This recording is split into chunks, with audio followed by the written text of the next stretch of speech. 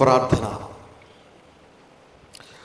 పరలోకమందున్న మమ్మల్ని కన్న తండ్రి, దయగలిగిన మా దేవ, కృప కలిగిన మా తండ్రి, మహోన్నతుడా, మహాగణుడా, మహాశక్తి సంపన్నుడా, మీ ఘనమైన నామమునకు, శ్రేష్టమైన నామమునకు, ఉన్నతమైన శక్తి కలిగిన నామమునకు ప్రభు అయిన యేసుక్రీస్తు వారి పేరిట స్తుతులు స్తోత్రములు చెల్లిస్తున్నాం నాయన.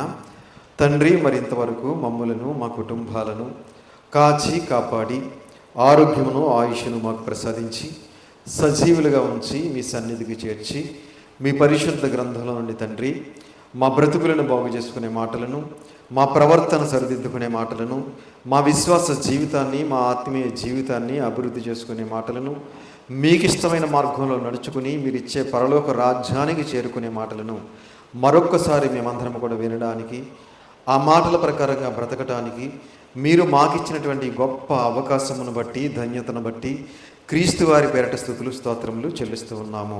తండ్రి, మీ దాసుడునైన నేను మీ పక్షముగా నిలబడి తండ్రి, మీ గ్రంథంలో నుండి తండ్రి మీ మాటలను నాయన మీ పిల్లలకు ఉపదేశించటానికి సిద్ధపడుతూ ఉండగా తండ్రి, చెప్పగలిగే మంచి సంయోచితమైన జ్ఞానమును మీ పరిశుద్ధాత్మ సహాయమును నాకు అందించండి నాయన. వినిచున్న మీ పిల్లలకు అర్థం చేసుకునే మనసును, గ్రహించే హృదయమును దయచేయండి తండ్రి.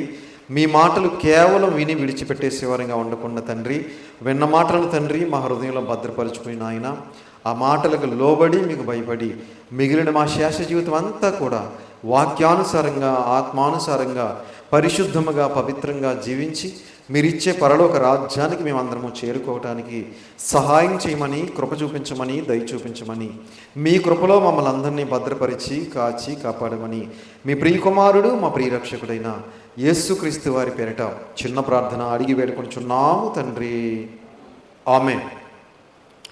కూడి వచ్చినటువంటి సహోదరి సహోదరులందరికీ కూడా మన ప్రభువును రక్షకుడైన యేసుక్రీస్తు వారి పేరిట హృదయపూర్వకమైన వందనములు తెలియజేస్తున్నాను. అందరూ బాగున్నారు కదండి? సంతోషం. ఈరోజు ఒక మంచి పాఠాన్ని మనం నేర్చుకుందాం. ఈరోజు మనం నేర్చుకోబోయే పాఠం పేరు సహాయము.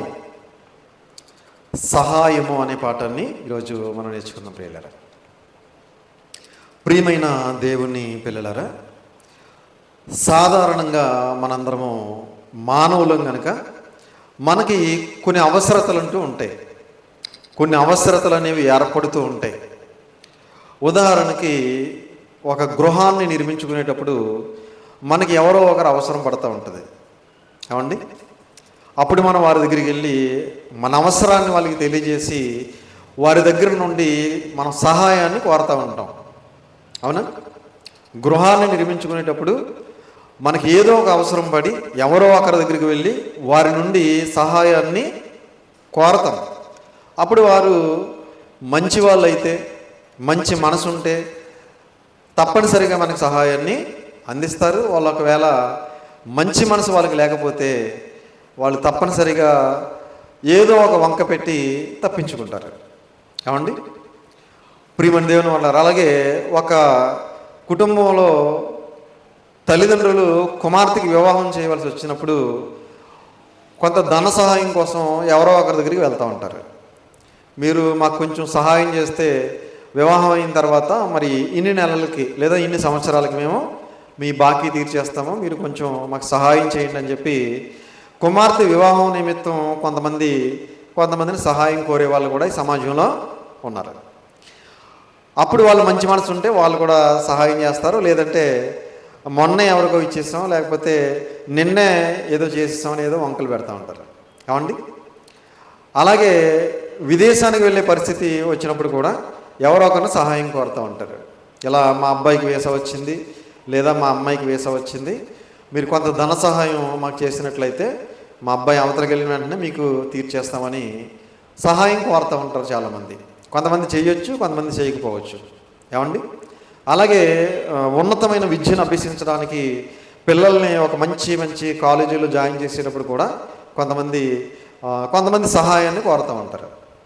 అవతల మంచి వాళ్ళు అయితే మంచి మనసు ఉంటే సహాయం చేస్తారు, లేదంటే ఏదో ఒక షాక్ చెప్పి సైడ్ అయిపోతూ ఉంటారు. ఇలా మనం ఆలోచిస్తే భూమి మీద పుట్టినటువంటి ప్రతి మానవుడికి మరొకరితో ఏదో ఒక అవసరం ఏదో ఒక సమయంలో పడుతుంది. అప్పుడు సహాయ సహకారాలు కోరుతూ ఉంటారు, అవునా? అయితే ప్రియమైన దేవుని వాళ్ళారా, మనుషులు ఒకవేళ సహాయం చేయొచ్చు, చేయకపోవచ్చు. అవునా? కొంతమంది కొన్ని సందర్భాల్లో సహాయం చేస్తామని చెప్పి సహాయం చేయకుండా మాట మార్చే వాళ్ళు కూడా ఉన్నారు. ఆ సమయానికి మీకు ఎందుకండి, నేను సహాయం చేస్తాను, నాది పూచి అంటూ ఉంటారు.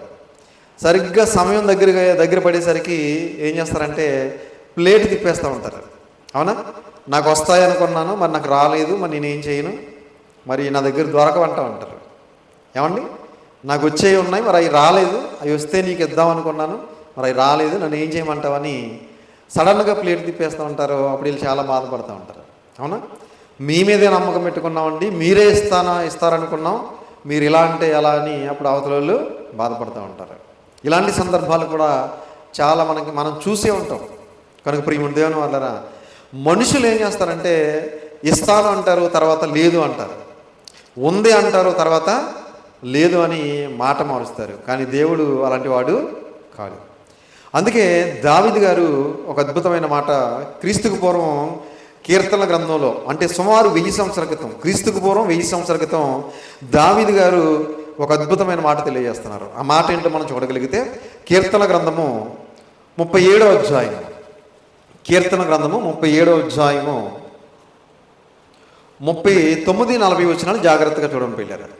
37వ అధ్యాయం 39-40. యెహోవాయే నీతిమంతులకు రక్షణాధారము, బాధ కలుగునప్పుడు ఆయనే వారికి ఆశ్రయదుర్గము. తీసారమ్మా? అందరూ తీయాలి, అందరూ చూడాలి. 37వ అధ్యాయం 39వ వచనము 40వ వచనం. యెహోవాయే నీతిమంతులకు రక్షణాధారము. ఎవరికట? అందరికీ కాదు సుమా, ఎవరైతే నీతిగా బ్రతుకుతారో వారికి మాత్రమే. నీతిమంతులకు రక్షణాధారము, బాధ కలుగునప్పుడు ఆయనే వారికి ఆశ్రయదుర్గము. బాధ కలుగుతూ ఉంటుంది కొంతమందికి. అవునా? బాధ కలగడం అంటే బాధలు వస్తాయి, శ్రమలు వస్తాయి, ఇబ్బందులు వస్తాయి, కష్టాలు వస్తాయి, అవసరాలు వస్తాయి. అలాంటి సమయంలో దేవుడు ఎవరికి ఆశ్రయదుర్గంగా ఉంటాడట, ఎవరికి రక్షణాధారంగా ఉంటాడట? నీతిమంతులకు మాత్రమే, అందరికీ కాదు. నీతిమంతులకు రక్షణాధారము, బాధ కలిగినప్పుడు ఆయనే వారికి ఆశ్రయ దుర్గము. యెహోవా వారికి సహాయుడై వారిని రక్షించును. యెహోవా వారికి సహాయుడై. ఎవరు సహాయం చేస్తారట? దేవుడే. ఏమండి? దేవుడే సహాయం చేస్తారట. ఎవరికి అంటే నీతిగా బ్రతికిన వారికి మాత్రమే. ఏమండి? ఈరోజు ప్రపంచ క్రైస్తవులలో మరి ఎంతమంది నీతిమంతులుగా బ్రతుకుతున్నారో చెప్పండి. ఏమండి? 90% నీతిమంతులుగా బ్రతకట్లేదని మనందరికీ తెలుసు. అవునా? ప్రియమైన దేవుని వాళ్ళారా, ఒక 10% మాత్రమే నీతిమంతులుగా బ్రతుకుతున్నారు. మిగిలిన వాళ్ళందరూ కూడా అనీతిమంతులుగా బ్రతుకుతున్నవారే. ఏమండి? పైకి నీతిమంతులుగా కనబడుతున్నారు అంతే, కానీ 90% నీతి లేదు, నిజాయితీ లేదు, పరిశుద్ధత లేదు, పవిత్రత లేదు. అలా నామకార్థంగా బ్రతికేస్తున్నారు అంతే. ప్రియమైన దేవుని వాళ్ళారా, అలాంటప్పుడు మనకు బాధ కలిగితే, మనకి ఏదైనా సమస్య వస్తే, మనకి ఏదైనా ఇబ్బంది వస్తే, మనకి ఏదైనా రోగం వస్తే దేవుని సహాయం ఉంటుందా? ఉంటుందండి? ఉండదు. ప్రియమైన దేవుని వాళ్ళారా, మనం నీతిమంతులుగా మనం బ్రతికితేనే ఆ దేవుని సహాయం మనకి ఉంటుంది. అదే చెప్తానండి అక్కడ. ఏమండి? యెహోవాయే నీతిమంతులకు రక్షణాధారము, బాధ కలిగినప్పుడు ఆయనే వారికి ఆశ్రయదుర్గము. యెహోవా వారికి సహాయుడై వారిని రక్షించును. యెహోవా వారికి సహాయుడై అంటే దేవుడు సహాయం పొందాలి అంటే మనం నీతిమంతులుగా బ్రతకాలి. ఏమండి? మనలో నీతి అనేది లేనప్పుడు, మనలో యథార్థత అనేది లేనప్పుడు, మనలో పరిశుద్ధత అనేది లేనప్పుడు, మనలో పవిత్రత అనేది లేనప్పుడు దేవుని సహాయం ఎట్టి పరిస్థితుల్లో మనకి ఉండదు అని ఈ మాటను బట్టి మనకు అర్థం కావాలి. ఏమండి? ప్రియమైన దేవుని వాళ్ళారా, మనుషుల సహాయం ఒకవేళ మనం పొందుకోవాలంటే మనుషులకి మన మీద నమ్మకం ఉండాలి. అవునా? మన మీద నమ్మకం ఉంటేనే అవతలడు మనకు సహాయం చేస్తాడు. మన మీద నమ్మకం లేనప్పుడు ఎవడో మనకు సహాయం చేయడు. చేస్తారండి? అంతెందుకు, ఎవరైనా మన దగ్గరకు వచ్చి సహాయం కోరినప్పుడు అవతల వాడి మీద నమ్మకం ఉంటేనే మనం సహాయం చేస్తాం. అవతల వాడి మీద నమ్మకం లేనప్పుడు ఏమన్నా పూటకో మాట మార్చేవాడికి మనం సహాయం చేస్తామా? ఏమండి? సహాయం చెయ్యం. అవతల వ్యక్తి మీద నమ్మకం ఉంటేనే మనం సహాయం చేస్తాం. మన మీద నమ్మకం ఉంటేనే అవతల వ్యక్తి సహాయం చేస్తాడు. మరి దేవుడు మనకు సహాయం చేయాలంటే మన మీద ఆయనకి ఏముండాలి? నమ్మకం ఉండాలి. ఏమండి? ఇప్పుడు మన దేవుని పిల్లరా, నమ్మకం లేకపోతే ఎవరికి సహాయం చేయరు. మరి దేవుని మీద మనం నమ్మకం ఉంచాలి అంటే మరి దేవుడు నమ్మకమైన వాడై ఉండాలి. అవునా? దేవుడు మనకు సహాయం చేయాలంటే మనం దేవునికి నమ్మకమైన వారమై ఉండాలి. అందుకే ఇదే దావీదు గారు కీర్తన గ్రంథంలో మరొక అద్భుతమైన మాట తెలియజేశారు. కీర్తన గ్రంథం 46వ అధ్యాయం, కీర్తన గ్రంథము 46వ అధ్యాయము 1వ వచనం జాగ్రత్తగా చూడండి పిల్లలు. 46:1, దేవుడు మనకు ఆశ్రయమును దుర్గమునై ఉన్నాడు, ఆపత్కాలములో ఆయన నమ్ముకొనదగిన సహాయకుడు. దేవుడు మనకు ఎలా ఉన్నాడట? దేవుడు మనకు ఆశ్రయ దుర్గముగా ఉన్నాడట. అంటే మనం ఆశ్రయించటానికి దుర్గముగా ఉన్నాడట. ఏమండి? మనం ఈ లోకంలో ఏదైనా వచ్చినప్పుడు మనుషులను ఆశ్రయిస్తూ ఉంటాం. అవునా? మనుషులను ఆశ్రయించుట కంటే యెహోవాను ఆశ్రయించుట మేలు అని రాయబడింది. మనుషులను నమ్ముకొనుట కంటే యెహోవాను నమ్ముకొనుట మేలు అని రాయబడింది. అందుకే దేవుని గురించి ఎలాంటి అద్భుతమైన మాట రాయబడింది? ఆయన ఆశ్రయ దుర్గము, అలాగే ఆపత్కాలములో ఆయన నమ్ముకొనదగిన సహాయకుడు. నీకు ఆపత్కాలం వచ్చింది, నీకు ఆపద వచ్చింది, నీకేదో అనారోగ్యం వచ్చింది, నీకేదో ఇబ్బంది వచ్చింది, నీకేదో సమస్య వచ్చింది. అప్పుడు నువ్వు ఎవరిని ఆశ్రయించాలి? నువ్వు ఎవరిని నమ్ముకోవాలి? ఏమండి? దేవుణ్ణి ఆశ్రయించాలి. ఏమండి? ముందు దేవుణ్ణి ఆశ్రయించాలి, ముందు దేవుణ్ణి నమ్ముకోవాలి, తర్వాత మనుషుల్ని ఆశ్రయించాలి. ముందు మనం ఏం చేస్తామంటే మనుషుల్ని ఆశ్రయిస్తూ ఉంటాం. ముందు మనం మనుషుల్ని నమ్ముకుంటాం, వాళ్ళందరూ చేతులు తీసిన తర్వాత అప్పుడు ఎవరి దగ్గరికి వెళ్తాం? అప్పుడు దేవుడి దగ్గరికి వెళ్తాం. ఏమండి? ముందు మనం దేవుణ్ణి ఆశ్రయించాలి. తండ్రి, ఇదిగో పలానా సమస్య వచ్చింది, పలానా ఇబ్బంది వచ్చింది, పలానా అనారోగ్యం వచ్చింది, పలానా కష్టం వచ్చింది, నువ్వే నాకు సహాయం చేయాలి నాయన, నువ్వు తప్ప నాకు ఎవరో లేరు నాయన, నువ్వే సమస్త మానవాళి కోసం సమస్తాన్ని సృష్టించిన సర్వశక్తి గల దేవుడు నాయన, నిన్ను మించిన వాళ్ళు ఎవరో ప్రపంచంలో లేరు తండ్రి, నువ్వే శక్తిమంతుడు నాయన, నీకు అసాధ్యమైనది ఏది లేదు తండ్రి అని ముందు దేవుణ్ణి ఆశ్రయించి ముందు దేవుణ్ణి నమ్ముకొని అప్పుడు మనుషుల దగ్గరికి వెళ్ళాలి. అప్పుడు దేవుడు ఎవరో ఒకరి ద్వారా మనకి ఏం చేస్తాడంటే సహాయాన్ని అందిస్తాడు. అందుకే అక్కడ ఏం చెప్పాడు చూడండి, అదే వచనంలో ఆయన నమ్ముకొనదగిన సహాయకుడు, ఆయన నమ్ముకొనదగిన సహాయకుడు. ఎందుకంటే నమ్మకం ద్రోహం చేసేవాడు కాదు ఆయన. మానవుడైతే ఏం చేస్తాడు? నమ్మక ద్రోహం చేస్తాడు. అవునా? కానీ దేవుడు అలా నమ్మక ద్రోహం చేసేవాడు కాదు. దేవుడు ఇస్తానని లేదని చెప్పేవాడు కాడు. మానవుడైతే అప్పుడే ఇస్తానంటాడు, వెంటనే లేదు అంటాడు. ఏమండి?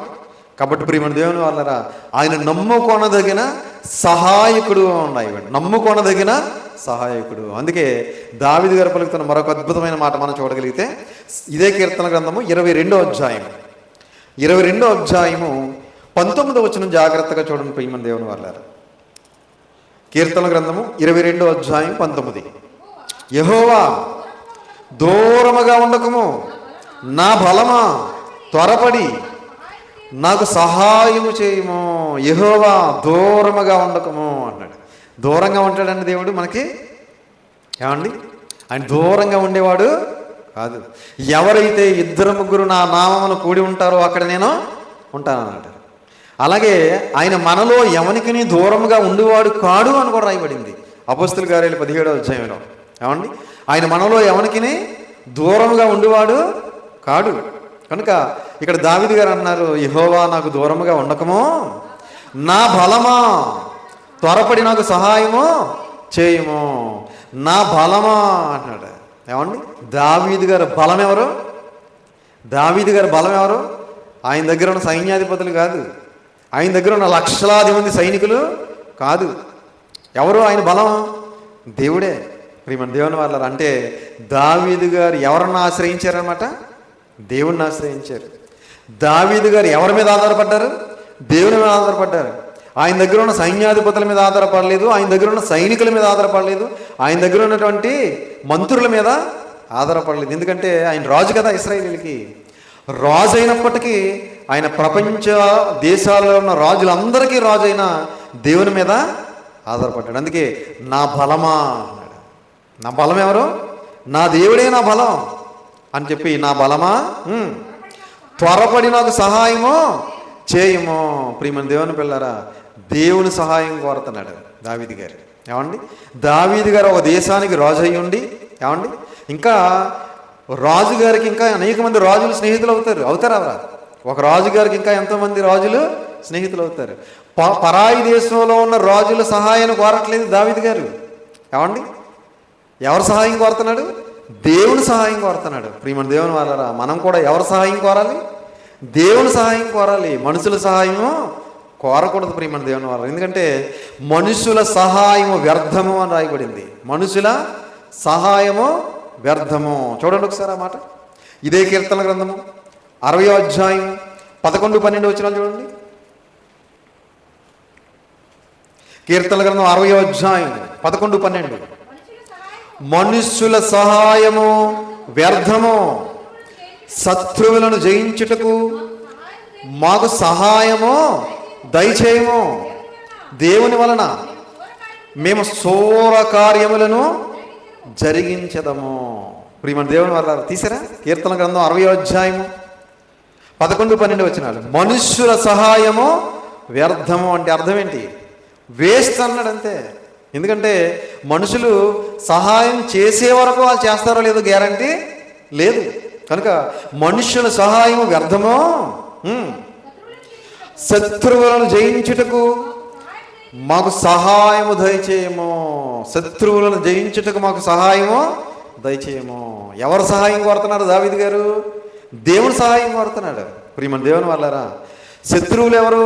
పక్కన ఉన్నటువంటి దేశంలో ఉన్నవాళ్ళు. ఏమండి, దావీదు గారు ఏ దేశం మీదకి యుద్ధానికి వెళ్ళినా, ఏమండి, ఓటం అనేది లేదు ఆయన జీవితంలో. ఉందండి? ఏమండి, ఏ దేశం మీదకి వెళ్ళినా సరే విజయోత్సాహంతో తిరిగి రావటమే. ఓడిపోయి పారిపోయి తిరిగి రావటం అనేది ఆయన జీవితంలో లేదు. ఆయనకున్న బలం ఏంటి? ఆయన వెనకున్నది ఎవరు? దేవుడు. జీవము గల దేవుడు ఆయన వెనకాల ఉన్నాడు. సర్వశక్తి గల దేవుడు ఆయన వెనకాల ఉన్నాడు. మన వెనకాల కూడా ఆయన ఉండే విధంగా మనం జీవించాలి. ప్రియమైన దేవుని వాళ్ళారా, మన వెనకాల ఎవరు ఉండాలి? ఎమ్మెల్యే ఉండాలనుకుంటాం మనం. ఏమండి, ఎంపీ ఉండాలనుకుంటాం మన వెనకాల. ఒక పోలీస్ ఆఫీసర్ ఎవడైనా మన వెనకాల ఉంటే బాగుండు అనుకుంటాం. అవునా? అధికారంలో ఉన్నవాడు ఎవడైనా మన వెనకాల ఉంటే మనకు బలంగా ఉంటుంది అనుకుంటాం మనం. కానీ దేవుడే నా వెనకాల ఉండాలనుకుంటున్నాడు దావీదు గారు. ఏమండి, ప్రియమైన దేవుని వారారా, మనం అలా జీవించాలి. దేవుడు ఉంటే చాలు నా వెనకాల, ఈ ప్రపంచంలో ఎవడు ఉన్నా లేకపోయినా నాకు పర్వాలేదనే ధైర్యంతో ధీమాతో మనం బ్రతకాలి. ప్రియమైన దేవుని వారారా, దేవుడు ఉంటే మన వెనకాల ఇంకెవడు ఉండాలి చెప్పండి? ఇంకెవడు లేకపోయినా పర్వాలేదు. కాబట్టి దేవుడు మన వెనకాల ఉండాలంటే మనం ఎలా బ్రతకాలి? దేవుని యందు భయభక్తులు కలిగి బ్రతకాలి. దేవునికి ఇష్టమైన జీవితం జీవించాలి. దేవుని మాటలకు లోబడి బ్రతకాలి. దేవుని యందు విశ్వాసం కలిగి బ్రతకాలి. అప్పుడు దేవుడు మన వెనకాల ఖచ్చితంగా ఉంటాడా? ఉంటాడు. కాబట్టి మా శత్రువులను జయించుటకు మాకు సహాయము దయచేయమంటున్నాడు. దావీదు గారికి భౌతికంగా అనేక మంది శత్రువులు ఉన్నారు ఆ కాలంలో. మరి మనకు శత్రువు ఎవరు? మనకు శత్రువు ఎవరంటే సాతానుగాడే మన శత్రువు. ఏమండి, ప్రపంచంలో ఆరిన నేల మీద మనకు శత్రువు అంటూ ఎవ్వడం ఉండకూడదు. ఒకే ఒక్కడ మన శత్రువు ఎవడు? సాతానుగాడే మన శత్రువు. ఆ సాతానుగాడిని జయించడానికి దేవుని సహాయం కోరాలి మనం ప్రతిరోజు.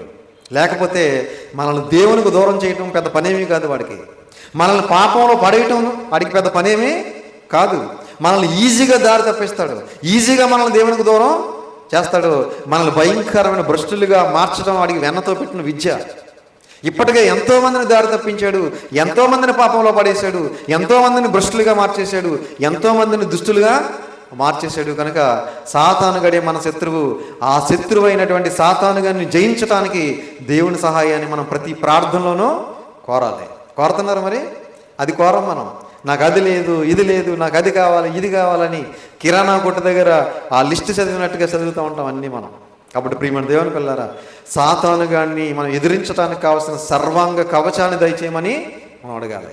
అలాగే ఇదే దావీదు గారు మరొక అద్భుతమైన మాట తెలియజేస్తున్నారు. ఆ మాట కూడా మనం చూడగలిగితే 18వ అధ్యాయం, కీర్తన గ్రంథం 18వ అధ్యాయం 29. కీర్తనల గ్రంథం 18వ కీర్తన 29వ వచనం. నీ సహాయం వలన నేను సైన్యములను జయింతును, నా దేవుని సహాయం వలన ప్రాకారములను దాటుదును. నీ సహాయం వలన నేను సైన్యములను జయింతును. ఆ కాలంలో అనేక దేశాల మీదకి యుద్ధానికి వెళ్ళి దావీదు గారు నీ సహాయం వలన సైన్యములను జయింతును అన్నాడు. నీ సహాయం వలన ప్రాకారములను దాటుదును అన్నాడు. దావీదు గారు దేవుని సహాయం వలన ఎంతోమంది సైన్యాన్ని జయించాడు ఆయన. ఏమండి, దేవుని సహాయం వలన ఎన్నో ప్రాకారాలు దాటాడు. మరి మనం ఎవరిని జయించాలి ఇప్పుడు?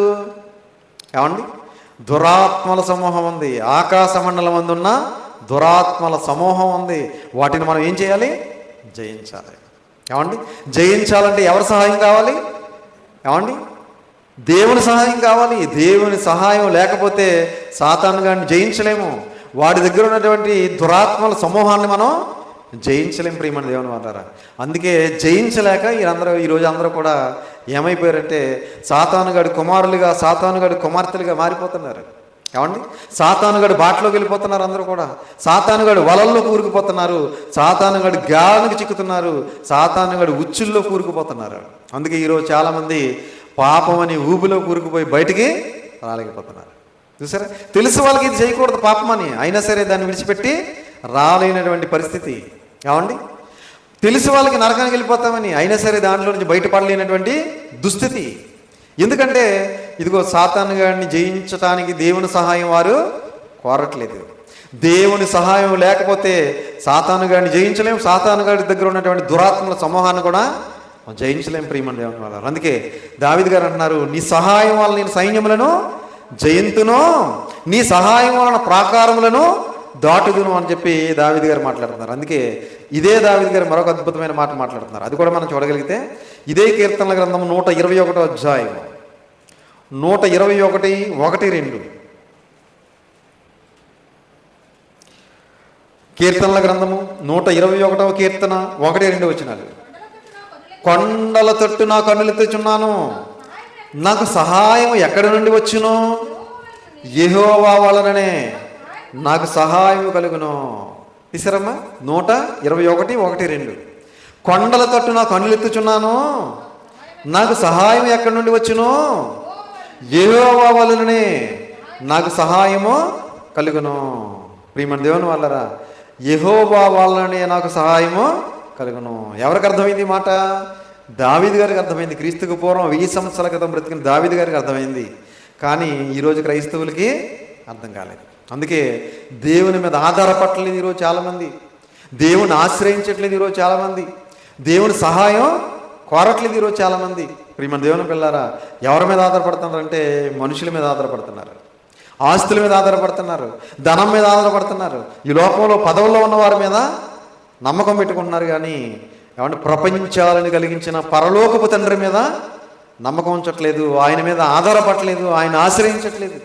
ఆయనేమో ఆశ్రయదుర్గంగా ఉన్నాడని దేవుని వాక్యం సెలవిస్తుంటే, ఆయన నమ్ముకొనదగిన సహాయకుడిగా ఉన్నాడని దేవుని వాక్యం సెలవిస్తుంటే ఆయన నమ్మట్లేదు ఈరోజు చాలామంది.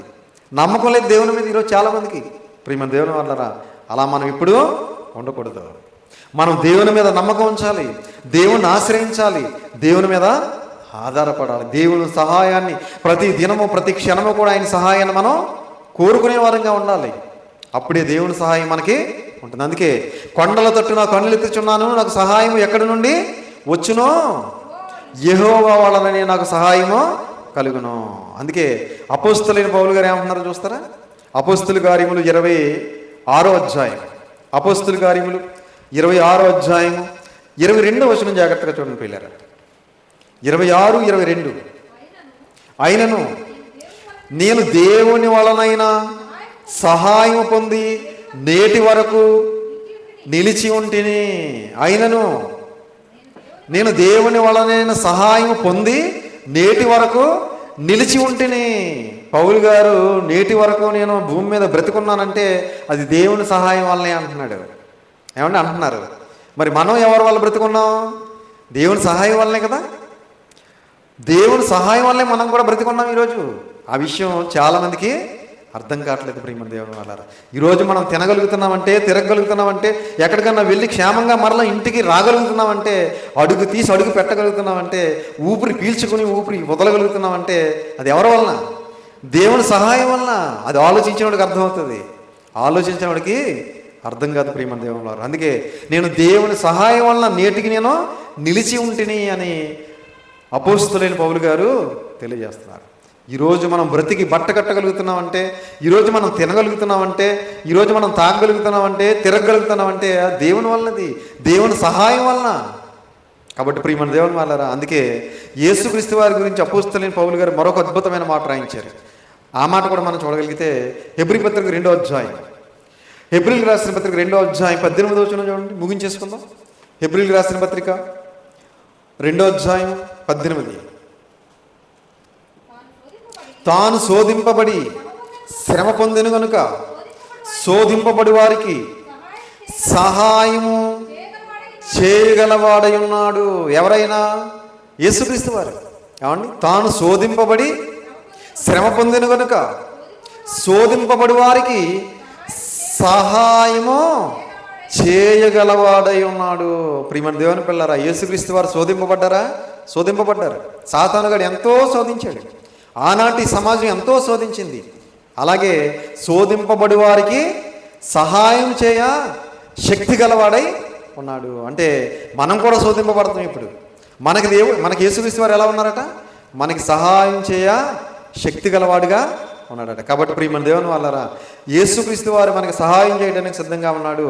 సహాయం పొందటానికి ఎవరు సిద్ధంగా లేరు. ఎందుకంటే ఈరోజు క్రైస్తవుల బ్రతుకులు బాగోలేదు, క్రైస్తవుల మాటలు బాగోలేదు, క్రైస్తవుల ఆలోచనలు బాగోలేదు, క్రైస్తవుల జీవితాలు బాగోలేదు. ప్రియమైన దేవుని వాళ్ళారా, ప్రారంభంలో ఉన్న భక్తి పోయింది, ప్రారంభంలో ఉన్న విశ్వాసం పోయింది, ప్రారంభంలో ఉన్న ఆసక్తి పోయింది. రోజు రోజుకి భక్తిలో బలహీనమైపోతున్నారు, విశ్వాసంలో వీక్ అయిపోతున్నారు, రోజు రోజుకి దేవునికి దూరం అయిపోతున్నారు.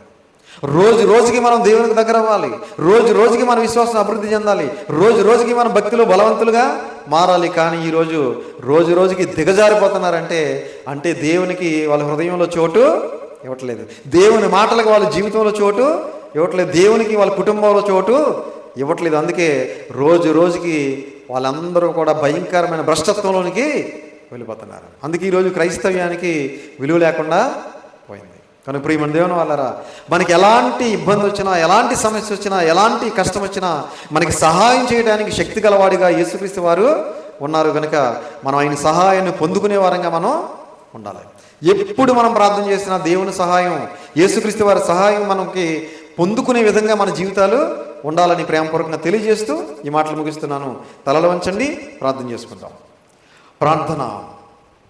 పరలోకమందున్న మమ్మల్ని కన్న తండ్రి, దయగలిగిన మా దేవ, కృప కలిగిన మా తండ్రి, మీ ఘనమైన నామమునకు, శ్రేష్టమైన నామమునకు, ఉన్నతమైన శక్తి కలిగిన నామమునకు ప్రభు అయిన యేసుక్రీస్తు వారి పేరట స్తుతులు స్తోత్రములు చెల్లిస్తున్నాం నాయన తండ్రి. మరి ఇప్పటి వరకు మీ పరిశుద్ధ గ్రంథంలో నుండి ఎన్నో విలువైన మాటలు, అమూల్యమైన మాటలు, శక్తి కలిగిన మాటలు మేమందరం కూడా విన్నాం తండ్రి. విన్న మాటలను విని విడిచిపెట్టేసే వారంగా ఉండకుండా తండ్రి, విన్న మాటలను గ్రహించుకుని తండ్రి, మేమందరం కూడా మీకు ఇష్టమైన మార్గంలో, మీకు ఇష్టమైన పిల్లలుగా జీవిస్తూ మీ సహాయ సహకారాలు పొందుకునేవారుగా, మీ కుమారుడైన యేసుక్రీస్తు వారి యొక్క సహాయాన్ని, సహకారాన్ని పొందుకునే వారంగా మేమందరము జీవించడానికి సహాయం చేయండి తండ్రి.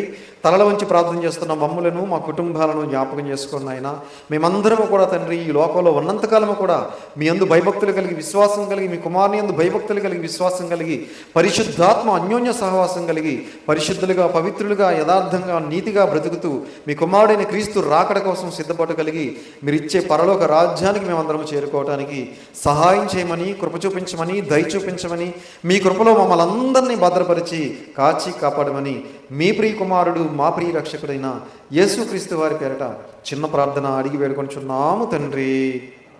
ఆమేన్. అందరికీ వందనాలు.